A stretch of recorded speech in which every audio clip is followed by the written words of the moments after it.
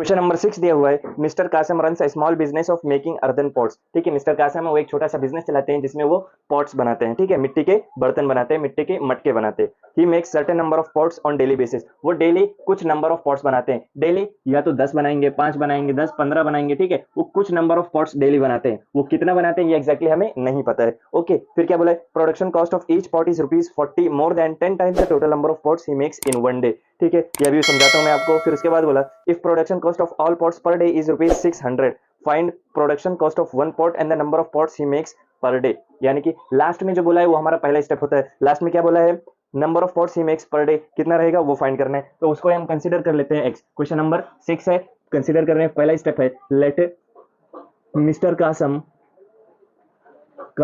Makes x number of pots per day. Okay, उसके बाद क्या बोला है, find production cost of one pot. ठीक है, और इधर क्या दिया हुआ है, certain number of pots on daily basis. कुछ तो पॉट्स बनाते हैं, है ना, हमें कुछ तो नंबर्स दिया था पॉट्स बनाने का, तो क्या नंबर आया, एक्स नंबर ऑफ पॉट्स बनाते हैं। उसके बाद बोला है, production cost of each pot is ₹40 more than 10 times. 40 मोर यानी कि एक पॉट का, हाँ, production cost of one pot क्या है, 40 मोर, है ना, 40 ऐड करेंगे, 40 more than 10 times, 10 times total number of pots in one day. Total number of pots in one day क्या है, एक्स, 10 टाइम्स ऑफ एक्स। समझ में आ रहा है। ठीक है, production cost of one pot is 10x plus ₹40। उसके बाद क्या बोला है, if production cost of all pots per day is ₹600, production cost of all pots. ठीक है, production cost of total number of pots is कितना है, ₹600। ठीक है, हमें फाइंड करना है एक पॉट का कॉस्ट कितना होगा, फिर टोटल नंबर ऑफ पॉट्स कितने रहेंगे। ठीक है, ये कैसे करेंगे, देखो, अगर वो एक दिन में इतने पॉट्स बना रहे, ठीक है, एक दिन में एक्स नंबर ऑफ पॉट्स बना रहे और एक पॉट का कॉस्ट है 10x प्लस 40, तो x इंटू 10x प्लस 40 करेंगे तो 600 आएगा, क्योंकि टोटल नंबर ऑफ पॉट्स कितने हैं हमारे, टोटल नंबर ऑफ पॉट्स का प्राइस है 600। तो होगा हमारा इक्वेशन बनेगा x multiply by 10x plus 40 equals to 600। देखो, टोटल नंबर ऑफ पॉट्स है x, एक पॉट का प्राइस है 10x प्लस 40, तो 10x प्लस 40 इंटू एक्स कर देंगे, क्या 10x प्लस 40 इंटू एक्स करेंगे तो हमें टोटल पॉट्स का कॉस्ट पता चल जाएगा। ठीक है, तो इसी तरीके से ये हमने लिखा, ये लिखेंगे bye given condition, bye given condition. Okay, समझ में आ रहा है। अब इसी को इक्वेशन बनाएंगे और इसको सॉल्व कर देंगे तो हमें मिल जाएगा production cost of one pot and total number of pots. ठीक है, एक्स को मल्टीप्लाई करेंगे 10x से हो जाएगा 10x स्क्वायर, ये 40x, 600 यहाँ पर है, माइनस 600 हो जाएगा इस साइड आकर, यहाँ बचेगा 0। ठीक है, ये पूरे इक्वेशन को कर दो divide throughout by 10, divide throughout by 10 by 10। ठीक है, 10 से डिवाइड कर दोगे तो ये इक्वेशन सिंपल बन जाएगा, ये बनेगा सिर्फ एक्स स्क्वायर, ये 4x, ये माइनस 60 इक्वल्स टू 0। अब माइनस 60 इंटू एक्स करेंगे तो माइनस 60 ही आने वाला है ना, माइनस 60, ऊपर एक टोपी नीचे एक टोपी, फैक्टराइजेशन मेथड वाले से सॉल्व करेंगे, नीचे आएगा +4। क्या करना है, 10 इंटू 6, है ना, 10 और 6, 10 6 60। ठीक है, फिर ये प्लस दो, इसको माइनस दो, प्लस माइनस होगा माइनस। ठीक है, नीचे आ जाएगा 4। डायरेक्ट लिख सकते हैं हम 10x प्लस 10 इक्वल्स टू 0 और x माइनस 6 इक्वल्स टू 0। ठीक है, पहले वेरिएबल के साथ कोई भी कोएफिशिएंट नहीं है, यानी 1 है, 1 रहता है तो हम ये फैक्टर्स को डायरेक्ट ले सकते हैं। ओके, यहाँ हो जाएगा x इक्वल्स टू -10 और x इक्वल्स टू 6। ठीक है, अब देखो x क्या कंसीडर किया था हमने, number of pots per day. ठीक है, मिस्टर कासम कुछ पॉट्स बनाएंगे या तो नहीं बनाएंगे, लेकिन यहाँ पर माइनस में आया है, माइनस में मतलब बनाएंगे नहीं और उन पे ऊपर से कर्जा चढ़ गया, तो ऐसा होगा क्या, नहीं, या तो बनाएंगे या तो नहीं बनाएंगे। इसीलिए हम क्या करेंगे, इसको कट करेंगे और रीजन लिखेंगे कि number of pots never be negative, कभी नेगेटिव नहीं रहेंगे, या तो रहेंगे या तो नहीं रहेंगे, नेगेटिव में नहीं जाएंगे। ठीक है, लिखेंगे therefore x is equals to 6, यानी कि total number of pots mister Kasam makes in one day per day is x क्या है 6। ओके, फिर क्या करना है, production cost of one pot. ठीक है, लिखो production cost of one pot, एक पॉट का प्रोडक्शन कॉस्ट कितना था 10x प्लस 40। ओके, तो 10 एज इट इज, x क्या मिला हमें, x मिला 6। ठीक है, प्लस ये 40, 10 6 60, 60 प्लस 40 करेंगे तो आ जाएगा 100। ओके, यानी production cost of one pot, है ना, production cost of one pot is ₹100। समझ में आ रहा है? ये 6 पॉट्स, एक दिन में कितने पॉट्स बना रहे हैं? 6 पॉट्स। ओके, ये है हमारा क्वेश्चन नंबर 6। क्वेश्चन नंबर 7 देखो क्या दिया हुआ है। क्वेश्चन नंबर 7 हमें दिया हुआ है कि Prateek takes 8 hours to travel 36 kilometre downstream and return to the same point. यहाँ देखो प्रतीक है एक बोट के अंदर, मान लीजिए कि ये प्रतीक है, ये है एक बोट के अंदर, ठीक है, कहाँ है? एक बोट के अंदर, और बोट चल रही है एक नदी में, और नदी की लेंथ है, मान लीजिए नदी की लेंथ है पॉइंट ए से स्टार्ट होती है और पॉइंट बी पे खत्म होती है, ठीक है, और पॉइंट ए से बी तक का डिस्टेंस है 36 किलोमीटर। ओके, इसमें बोला है कि प्रतीक जो है वो बोट से स्टार्ट करता है, पॉइंट बी तक जाता है, तो डाउन स्ट्रीम है। यानी कि डाउन स्ट्रीम क्या होता है? देखो मान लीजिए एक नदी है, नदी इस साइड बह रही है और मुझे तैर कर नदी के साथ जाना है, नदी जिस साइड में बह रही है उसी साइड मुझे तैर कर जाना है, यानी कि मैं नदी के साथ तैर रहा हूँ, पानी जिस तरफ बह रहा है मैं उस तरफ बह रहा हूँ, ठीक है, मैं उस तरफ तैर रहा हूँ, तो इसे बोलेंगे डाउन स्ट्रीम। यानी कि यहाँ से पॉइंट ए से लेके पॉइंट बी तक प्रतीक कैसे जा रहा है? डाउन स्ट्रीम जा रहा है, नदी के साथ बहाव में, नदी के बहाव के साथ जा रहा है, तो होगा डाउन स्ट्रीम। ए से बी जा रहा है तो 36 किलोमीटर का डिस्टेंस कवर करेगा। ओके, फिर वहां से बी से ए रिटर्न भी करेगा। अब देखो पानी तो इस साइड बह रहा है, लेकिन वो कहाँ जा रहा है? बी से ए, ठीक है, अब क्या हो रहा है? बी से ए जा रहा है, यानी पानी इस साइड आ रहा है और वो अपोजिट डायरेक्शन में जाएगा, तो क्या होगा? वो होगा अप स्ट्रीम। क्या होगा? Up stream. देखो ए से बी जब जा रहा है तो होता है वो डाउन स्ट्रीम, है ना, पानी के साथ बह रहा है तो वो है डाउन स्ट्रीम, और वहीं पे अगर बी से ए आ रहा है तो वो क्या होगा? अप स्ट्रीम होगा, क्योंकि पानी के डायरेक्शन के अपोजिट में जा रहा है। ओके, इतना समझ में आ रहा है? ठीक है, यहाँ तक गया तो डाउन स्ट्रीम, फिर यहाँ से वापस आ रहा है तो अप स्ट्रीम। समझ में आ रहा है? यानी कि ए से बी जाने में 36 किलोमीटर का डिस्टेंस कवर कर रहा है और बी से ए आने में भी 36 किलोमीटर का डिस्टेंस कवर कर रहा है, क्योंकि क्या बोला? यहाँ से यहाँ जाता है और रिटर्न आता है, डाउन स्ट्रीम जाता है फिर रिटर्न भी आता है। ओके, उसके बाद देखो क्या बोला है, the speed of boat in still water is 12 kilometre. अब बोला है कि अगर पानी मान लीजिए कि रुका हुआ है, पानी रुका हुआ है तो बोट की स्पीड रहेगी 12 किलोमीटर पर आवर। ओके, पानी रुका हुआ है तो बोट की स्पीड है 12 किलोमीटर पर आवर। वहीं आपको फिर आगे बोला है find the speed of water current, ठीक है, लेकिन पानी तो बह रहा था, तो वाटर करंट यानी कि पानी की स्पीड क्या रहेगी? यहाँ लास्ट में पानी की स्पीड फाइंड करने बोला है, तो हम उसे कंसीडर करेंगे x, ठीक है। अब चलो शुरू करते हैं हमारा आंसर लिखना। क्या करेंगे? Let speed of water current be x kilometre per hour, be x kilometre per hour, यानी कि पानी का स्पीड कितना लिया हमने? पानी का स्पीड लिया x kilometre per our. Okay, समझ में आ रहा है? अब हमने क्या देखा? ए से बी जा रहा है यानी कि डाउन स्ट्रीम जा रहा है, तो बोट का स्पीड भी रहेगा और पानी का स्पीड भी रहेगा, है ना। बोट जिस साइड जा रही है पानी भी उसी साइड जा रहा है, तो बोट पानी क्या करेगा? बोट को ढकेलेगा, यानी कि पानी का स्पीड और बोट का स्पीड हो जाएगा प्लस, तो लिखेंगे देखो ए से बी जा रहा है तो डाउन स्ट्रीम जा रहा है, तो क्या होगा? लिखेंगे speed of boat in down stream, speed of boat in down stream, down stream क्या रहेगा? बोट का स्पीड भी रहेगा और पानी का स्पीड भी रहेगा। क्या हो जाएगा? बोट का स्पीड है 12 प्लस कर देंगे पानी का स्पीड भी, है ना, 12 plus x kilometre per our. वहीं अगर b से a आ रहा है तो क्या होगा? Speed of water, speed of boat in upstream, है ना, अपस्ट्रीम में क्या होगा? अपस्ट्रीम में देखो लिखेंगे speed of boat in upstream, upstream क्या होगा? देखो बोट की स्पीड रहेगी, है ना, बोट तो जा रहा है 12 किलोमीटर पर आवर की स्पीड से, लेकिन पानी उसको 2 किलोमीटर x किलोमीटर, है ना, पानी की स्पीड है x किलोमीटर, तो x किलोमीटर की स्पीड से वो पानी को उल्टा धकेल रहा है, तो क्या होगा? x माइनस हो जाएगा 12 में से, लिखेंगे 12 minus x kilometre per our. Okay, इतना समझ में आया? आप देखो कंडीशन क्या दी हुई है, हमें ये x फाइंड करना है, तो बोला है कि ए से बी जाने में और बी से ए आने में उसको कितना टाइम लगता है? टोटल टाइम लगता है 8 आवर्स। ओके, कितना टाइम लगता है? लगता है 8 आवर्स का टाइम। समझ में आ रहा है? 8 आवर्स का टाइम अगर लगता है तो देखो फॉर्मूला सीखा था, speed equals to distance upon time, speed equals to distance upon time. Okay, ये फॉर्मूला यहाँ पर लगेगा, एक बार लगेगा ए से बी जाने में और एक बार लगेगा बी से ए आने में। कैसे लगेगा? देखो जब ए से बी जा रही है, बोट ए से बी जा रही है, तो बोट की स्पीड क्या स्पीड है? डाउन स्ट्रीम में, यानी डाउन स्ट्रीम पानी की स्पीड और बोट का भी स्पीड क्या है? 12 प्लस एक्स, ठीक है, लिखेंगे स्पीड क्या है? 12 प्लस एक्स। वही डिस्टेंस कितना है? ए से बी का डिस्टेंस है 36, लिखेंगे 36। टाइम क्या है? टाइम नहीं पता तो t1 ले लो। ओके, यही फॉर्मूला अगर यहाँ भी लगाए तो क्या होगा?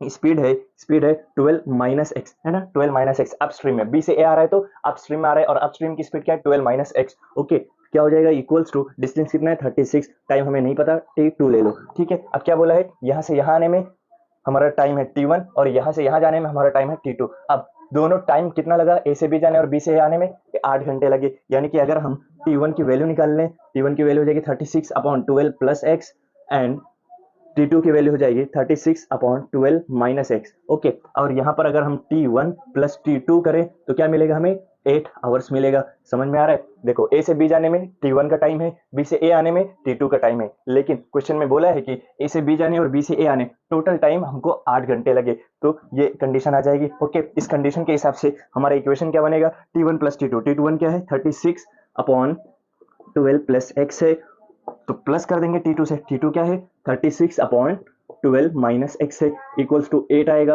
ओके, ये इक्वेशन हमारी बन रही है, इसी को स्टैंडर्ड फॉर्म में कन्वर्ट करेंगे और सॉल्व करेंगे तो हमें क्या मिल जाएगा, T1 प्लस T2 किया था तो 8 आया था, है ना, T1 plus T2 equals to 8। उसी तरीके से T1 की वैल्यू रखे, T2 की वैल्यू रखे, इक्वल्स टू 8 होगा। ओके, अब इसको सॉल्व करके इक्वेशन बनाओ और इक्वेशन को स्टैंडर्ड फॉर्म में लाओ, स्टैंडर्ड फॉर्म में लाके इक्वेशन को सॉल्व करो तो क्या मिल जाएगा एक्स, और एक्स क्या था, स्पीड ऑफ वाटर करंट था। ठीक है, करेंगे क्या करना है, देखो सबसे पहले करो क्रॉस मल्टीप्लाई। उससे पहले देखो ये 36 दोनों में है, तो इसको अगर इक्वेशन को हम डिवाइड कर दें, डिवाइड इक्वेशन बाय 36, अगर इक्वेशन को 36 से डिवाइड कर देंगे तो देखो ये 36 कैंसिल हो जाएगा, बचेगा क्या 1/12 प्लस एक्स।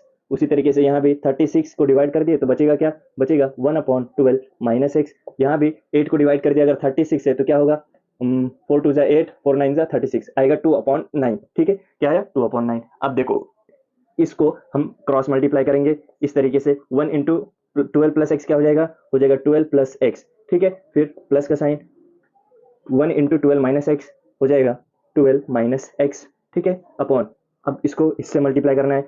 अब यहाँ देखो a plus b, a minus b बन रहा है, यानी कि a square minus b square बनेगा। ठीक है, a क्या है, a है 12, 12 का स्क्वायर होगा 144, और b क्या है, b है x, b का स्क्वायर होगा x स्क्वायर, ये equals to 2/9 as it is. ठीक है, अब देखो ये 12 और ये 12 हो जाएगा 24, ये plus x minus x cancel. अब यहाँ पर 2 ऊपर है तो आ जाएगा यहाँ नीचे, और 9 नीचे है तो आ जाएगा ऊपर मल्टीप्लाई में, और ये 144 माइनस एक्स स्क्वायर यहाँ आ जाएगा। देखो नीचे डिवाइड में, यहाँ कर मल्टीप्लाई में बनेगा 144 माइनस एक्स स्क्वायर। ओके, उम्मीद करता हूँ इतना समझा। फिर 2 1 2, 2 1 2, 2 2 4, कितना आया 12 इंटू 9 कितना हो जाएगा 108 होगा। ठीक है, ये 144 यहाँ माइनस में, यहाँ प्लस में है, यहाँ अगर माइनस में बनेगा 144 equals to minus x square है। ठीक है, सॉल्व करेंगे तो आंसर आएगा -36, और ये हो जाएगा माइनस एक्स स्क्वायर, ये माइनस माइनस कैंसिल, क्या बचेगा x square equals to 36। Okay, अगर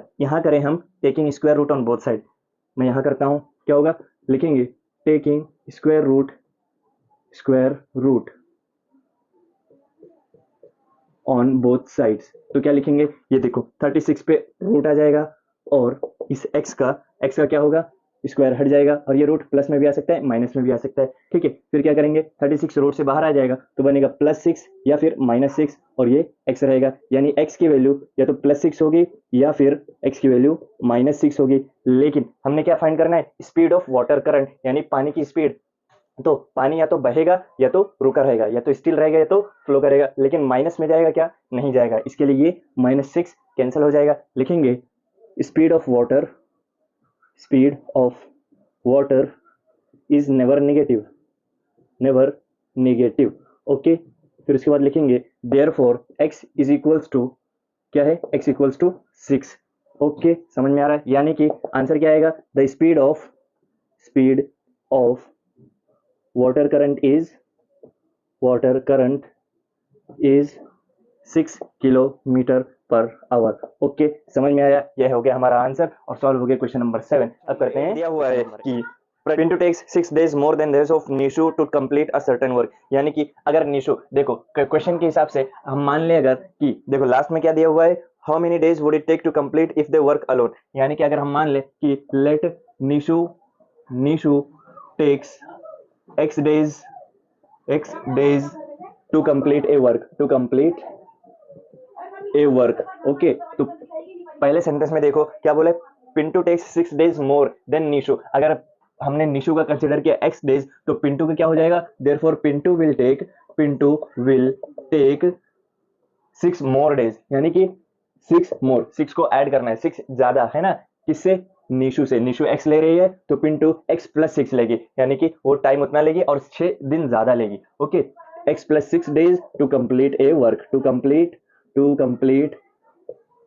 वर्क। ओके, समझ में आ रहा है, कोई दिक्कत नहीं, अच्छे से लिखता हूं, कंप्लीट ए वर्क। ओके, फिर क्या बोला है, देखो आगे बोला है कि if they work together in 4 days, अगर वो 4 एक साथ काम करते हैं तो एक ही काम को 4 दिन में फिनिश कर देंगे। ठीक है, यहां हम लिखेंगे कि work done by Pintu, work done by Nishu, done by Nishu in 1 day। 1 day कितना हो जाएगा, एक्स डेज ले रही है एक काम करने में। ठीक है, ठीक है, कोई भी एक काम करने में अगर एक्स डेज ले रही है तो एक दिन में कितना काम करेगी, 1/x। उसी तरीके से work done by Pintu, Pintu in 1 day, एक दिन में कितना काम करेगी वो, तो ये हो जाएगा 1/x + 6। ओके, और क्वेश्चन में बोला है कि अगर दोनों मिलकर काम करते हैं तो 4 दिन में कंप्लीट कर देंगे, लेकिन यहाँ पर हमें दोनों मिलकर एक दिन में कितना काम कर रहे हैं वो फाइंड करना पड़ेगा। तो लिखेंगे work done together, work done together in 1 day, together in 1 day। देखो निशु कर रही है 1/x, ओके, और पिंटू कर रही है 1/x + 6, तो दोनों को ऐड कर दो तो एक दिन में दोनों का काम इतना होगा। ठीक है, अब क्वेश्चन दिया है कि अगर देखो एक दिन में 1/x + 6 दोनों मिलके एक दिन में इतना काम कर रहे हैं तो 4 दिन में क्या करेंगे, इसी को अगर हम मल्टीप्लाई कर दें 4 से, ठीक है, इससे 4 से, तो एक दिन में इतना काम होगा। ठीक है, लेकिन क्या बोला है, एक दिन में एक काम कंप्लीट हो जा रहा है, सॉरी 4 दिन में एक काम कंप्लीट हो जा रहा है, तो यहाँ आगे आ जाएगा 1। ओके, समझ में आ रहा है। तो इसको सॉल्व करके हम बना लेंगे हमारा क्वाड्रेटिक इक्वेशन, और उसको सॉल्व करेंगे तो मिल जाएगा कि निशु को एक दिन में कितना दिन लग रहा है और पिंटू को एक काम करने में कितना दिन लग रहा है। ओके, चलो इसे सॉल्व करते हैं। क्या हो जाएगा, देखो ये क्रॉस मल्टीप्लाई होगा और ये 4 नीचे आकर डिनोमिनेटर में बन जाएगा। ठीक है, ये क्या बनेगा, x + 6 और ये बनेगा x, है ना, क्रॉस मल्टीप्लाई कर रहे हैं। ठीक है, और नीचे वाले नीचे से मल्टीप्लाई होंगे, ये हो जाएगा x² + 6x। ठीक है, इतना समझ में आया, इक्वल्स टू 1/4 आया है। ठीक है, अब क्या होगा, देखो x + x हो जाएगा 2x + 6 एज इट इज, और ये x² + 6x यहाँ पर आ जाएगा x² + 6x। ठीक है, ये 4 यहाँ डिवाइड में, यहाँ कर मल्टीप्लाई में बन जाएगा। ओके, कोई दिक्कत नहीं। अब देखो ये क्या हो जाएगा, 4 2 8x, 4 2 8x हो गया, है ना। देखो ये ब्रैकेट में है, 4 मल्टीप्लाई में, 4 2 8x प्लस 4 6 24 होगा, equals to x² + 6x as it is. Okay, उसके बाद क्या रहेगा, देखो ये +24 है, ये x² यहीं पर रखो, +6x एज इट इज, ये +8x है, यहाँ कर -8x बनेगा, और ये +24 यहाँ कर -24 बनेगा। ओके, देयरफॉर हमारा क्वाड्रेटिक इक्वेशन क्या बनेगा, यहाँ 0 है, x², देखो प्लस माइनस हो जाएगा -8 -6 करेंगे तो आएगा 2x। ठीक है, x² - 2x, ये -24 as it is, equals to 0। ठीक है, ये बना हमारा क्वाड्रेटिक इक्वेशन। इस क्वाड्रेटिक इक्वेशन को सॉल्व करेंगे यहाँ पर तो हमें मिल जाएगा हमारा x की वैल्यू। ओके, क्या करेंगे, -24 यहाँ कुछ नहीं, यानी कि 1 करेंगे तो क्या आएगा, -24 ही आएगा। नीचे एक टोपी ऊपर एक टोपी, क्या होगा, नीचे आएगा -2। ओके, अब देखो अगर हम करें 6 4 24 और 6 को दे दे माइनस का साइन, 4 को प्लस का साइन, तो दोनों माइनस हो जाएंगे और आएगा नीचे -2। ठीक है, यहाँ पर देखो 1 है तो हम डायरेक्ट x की वैल्यू ले सकते हैं, x - 6 = 0 और x + 4 = 0। समझ में आ रहा है। फिर क्या होगा, x की वैल्यू मिलेगी हमें +6 और दूसरी वैल्यू रहेगी x = -4। लेकिन क्या बोला, डेज कभी नेगेटिव रहेंगे क्या, नहीं। Therefore number of days is never negative। Okay, never negative, समझ में आ रहा है। देयरफॉर x की वैल्यू क्या रहेगी, x = 6 रहेगा, और यहाँ पर लिखेंगे therefore x is not equals to -4, x is not equal to -4। समझ में आ रहा है। फिर क्या होगा, देखो देखो Nishu takes x days to complete a work, यहाँ पर हमारा आंसर आ जाएगा निशु टेक्स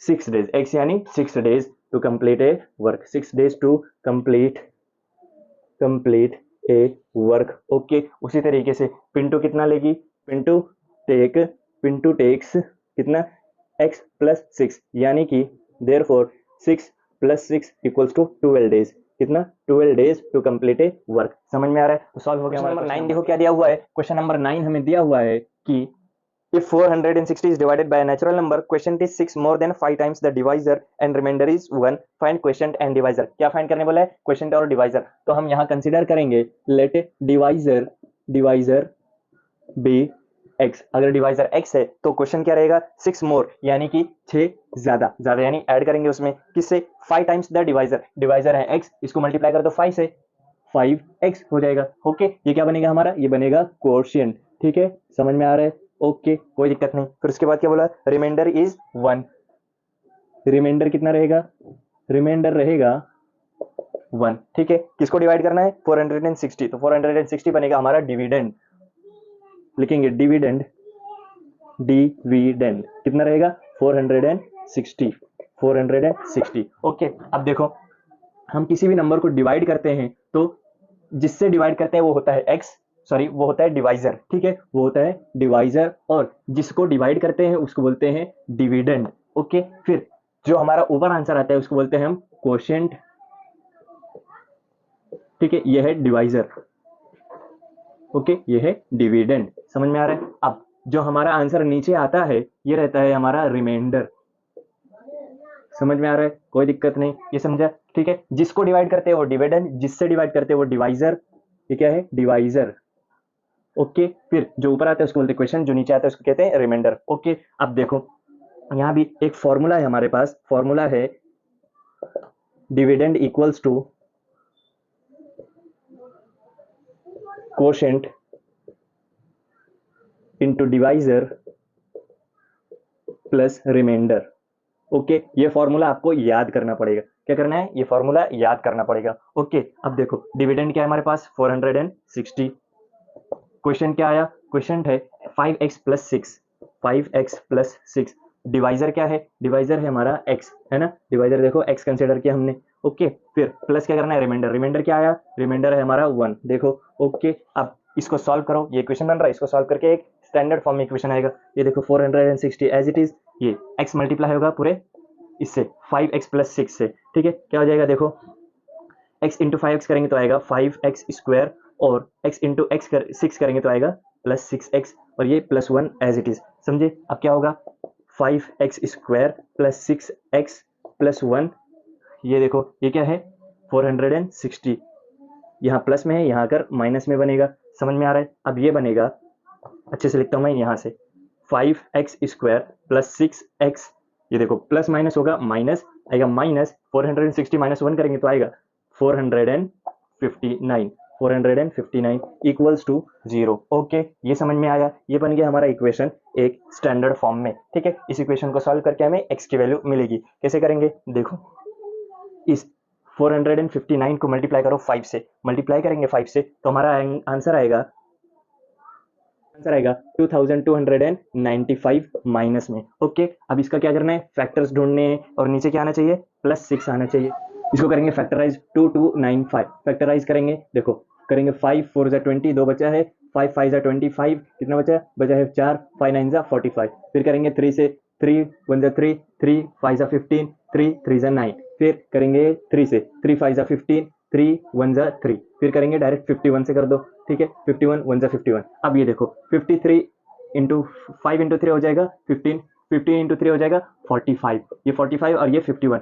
अब 45 और 51 को मल्टीप्लाई करेंगे तो 2295 बनेगा, लेकिन ऐड ये सब्ट्रैक्ट करने में प्लस 6 बनना चाहिए, तो बन रहा है क्या, हाँ, ऐड ये सब्ट्रैक्ट करोगे 45 इंटू 51 करेंगे तो आएगा 2295, और इन दोनों को सब्ट्रैक्ट करेंगे तो आएगा प्लस 6, बड़े नंबर को तो प्लस का साइन, छोटे नंबर को माइनस का साइन। अब देखो 6x को हमने क्या कर दिया, हमने कर दिया इसको टुकड़े में बांट दिया। ओके, इसको कर दिया सिंप्लीफाई। अब 5x स्क्वायर इनमें से कॉमन निकालना है, ठीक है, ये 45 माइनस 45x है, minus 45x plus 51x minus 459 equals to 0। Okay, फिर क्या करना है, कॉमन निकालो, क्या करेंगे, 5x आया कॉमन, फिर यहाँ बचेगा x, ठीक है, 45 कैसे बना था, 9 5 जा 45, 5 बाहर आ गया है और x भी बाहर आ गया है, बचा है सिर्फ 9 माइनस 9। ओके, अब ये 51 कैसे बना है, प्लस 51 बाहर आएगा, अंदर आ जाएगा, ये देखो 459 बना है 51 इंटू 9 से, ठीक है, तो यहाँ पर 51 बाहर आ गया है। ओके, ये 51 और ये 51 बाहर आ गया, अंदर क्या बचा,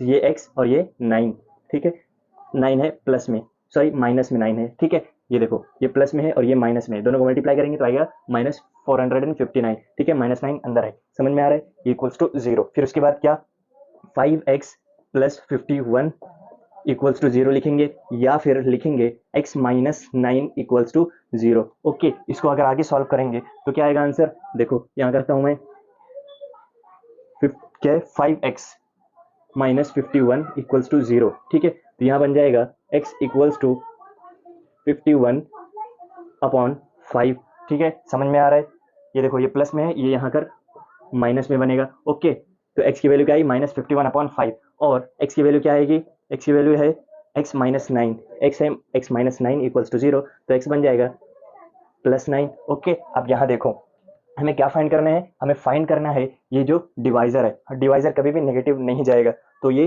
-51/5 हो जाएगा कैंसिल, क्या आएगा x, x रहेगा 9, यानी कि हमारा डिवाइजर क्या है, डिवाइजर बनेगा 9। डिवाइजर हो गया फाइंड। अब फाइंड करना है क्वेश्चन, ठीक है। अब क्वेश्चन में यहाँ फाइंड कर देता हूँ आपको। क्वेश्चन क्या दिया हुआ है आपको, देखो क्वेश्चन है 5x + 6, ठीक है। तो 5 एज इट इज, x क्या है हमको 9, ठीक है, प्लस 6, 5 45 होता है, प्लस 6, ठीक है, 45 + 6 करेंगे तो आएगा 51, ठीक है। हमारा क्वेश्चन आया 51, रिमाइंडर है 9। और क्वेश्चन नंबर 10 क्या दिया हुआ है, क्वेश्चन नंबर 10 एक एक्टिविटी बेस्ड क्वेश्चन है, जो एक्टिविटी मैंने बोर्ड पे कॉपी कर ली। अब इसे हम फिल करेंगे, कैसे करेंगे, देखो देखो सबसे पहले एक फिगर दिया हुआ है, ओके, फिगर में कुछ वैल्यूज दी हुई हैं। उसके बाद हमें सॉल्यूशन में दिया है quadrilateral A B C D is a trapezium, A B C D ये क्वाड्रिलेटरल है जो कि एक ट्रेपेजियम है, ओके। अब उसके बाद क्या बोला है, A B is parallel to C D, A B और सी डी पैरेलल हैं, ठीक है। उसके बाद ये वाला स्टेप कहाँ से आया, ये बच्चों को मोस्टली समझ में नहीं आता है। तो ये वाला स्टेप एक फॉर्मूले से आया, जो फॉर्मूला है हमारा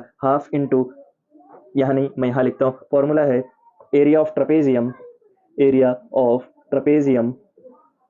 trapezium is equals to half into sum of parallel sides multiplied by height, okay. ये एक फॉर्मूला है, ठीक है। इस फॉर्मूले से हम ये स्टेटमेंट लिखे, एरिया ऑफ ट्रेपेजियम, ठीक है, area of quadrilateral A B C D, okay, half into half sum of parallel sides क्या है, देखो ए बी और सी डी पैरेलल है ना, ए बी और सी डी पैरेलल है, इन दोनों का कर दिया है सम, इंटू हाइट क्या रहेगा, यहाँ पर देखो हाइट बोला है ना, तो हाइट देखो हाइट है ए एम, यहाँ पर क्या आ जाएगा, आएगा ए एम, ओके, कोई दिक्कत नहीं, समझ में आया। अब देखो क्वाड्रिलेटरल का एरिया दे दिया है 33, हाफ इंटू ए बी की वैल्यू रखी x और सी डी की वैल्यू रखी 2x + 1 इंटू ए एम की वैल्यू रखेंगे हम, ए एम क्या है x - 4, ओके, इतना समझ में आया। अब देखो यहाँ से इतना मैं यहाँ सॉल्व करता हूँ, और आपको जो भी क्वेश्चन में नहीं दिया हुआ है, जो भी बॉक्स है उसको हम बाद में फिल कर लेंगे, ओके। क्या है देखो, 2 यहाँ पर डिवाइड में, यहाँ कर मल्टीप्लाई में बन जाएगा, 2 × 33 करेंगे तो आ जाएगा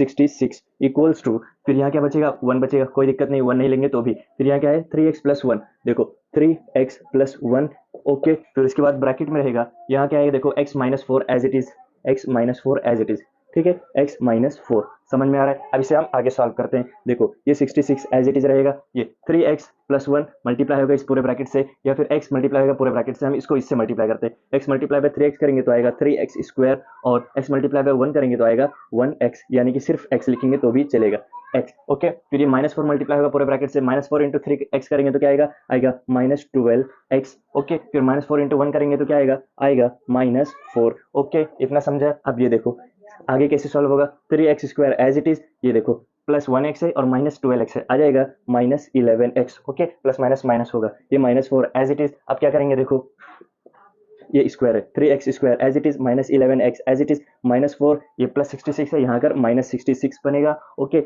यहाँ देखो अब हमारा इक्वेशन क्या बनेगा, इक्वेशन बनेगा 3x² -11x माइनस, देखो माइनस माइनस होगा, +66 + 4 हो जाएगा 70, और साइन आएगी बड़े नंबर की, यानी कि -70, ओके। ये हमारा इक्वेशन बना इक्वल्स टू 0, ये इक्वेशन बन गया। अब इसे सॉल्व करेंगे कैसे, -70 × 3 करेंगे तो आएगा 210, ओके, वो भी माइनस में, -210, उल्टी टोपी नीचे टोपी, नीचे क्या आएगा -11। अब देखो अगर हम 21 10 जा करें तो 21 10 आएगा 210, और माइनस करें इनको, इसको दे दे माइनस का साइन, इसको प्लस का साइन, तो -11 आएगा नीचे, ओके। यानी कि हमने 11x को स्प्लिट कर लिया, क्या लिखेंगे 3x² -21x + 10x -70 equals to 0, okay. अब इनमें से कॉमन निकालो, देखो 3x निकल जाएगा बाहर, यहाँ क्या बचा x माइनस, क्या आएगा -7, ओके। उसी तरीके से यहाँ क्या आएगा 10 कॉमन निकल गया, अंदर बचा x - 7, ओके, इक्वल्स टू 0। अब क्या बचेगा,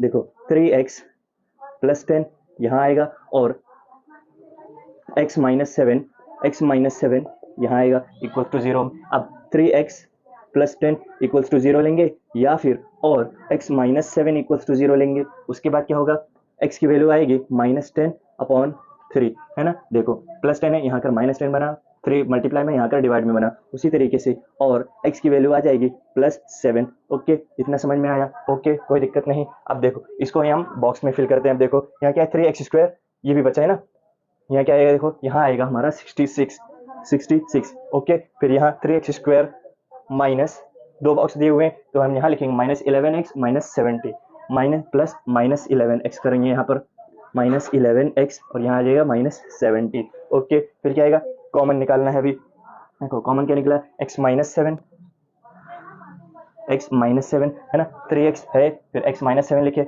+10 है, फिर लिखेंगे x -7 इक्वल्स टू 0। ओके, फिर इसके बाद देखो 3x + 10 दोनों जो ब्रैकेट के बाहर थे उसको अंदर लिया, फिर जो ब्रैकेट में 2 बार है एक ही बार लिखेंगे x -7। ठीक है, उसी तरीके से आगे क्या होगा, देखो 3x + 10 इक्वल्स टू 0 आया, और फिर उसके बाद आएगा x -7 equals to 0, x -7 equals to 0। फिर ये देखो -10/3 आया, यहाँ क्या आ जाएगा, फिर आएगा 7। ओके, समझ में आया। तो यहाँ पर भी x क्या आएगा, 7 आएगा। उसके बाद ए बी क्या है, ए बी है x, तो x कितना है हमारा 7, तो यहाँ लिखेंगे डायरेक्ट 7। उसके बाद सी डी क्या है, सी डी है, तो सी डी है 2x + 1, सी डी को सॉल्व करते हैं, 2x + 1, 2x क्या आया 7 + 1 करेंगे तो 2 7 14, 14 + 1 आएगा 15। ओके, यहाँ आ जाएगा 15। उसी तरीके से AD और BC इक्वल है ना, देखो AD और BC इक्वल की साइन दी हुई है और BC दिया हुआ है x - 2, इसे सॉल्व करते हैं, x - 2, x क्या है 7, -2 करेंगे तो क्या आएगा 5, यानी कि AD और BC दोनों इक्वल है और दोनों कितना है 5। ओके, तो ये देखो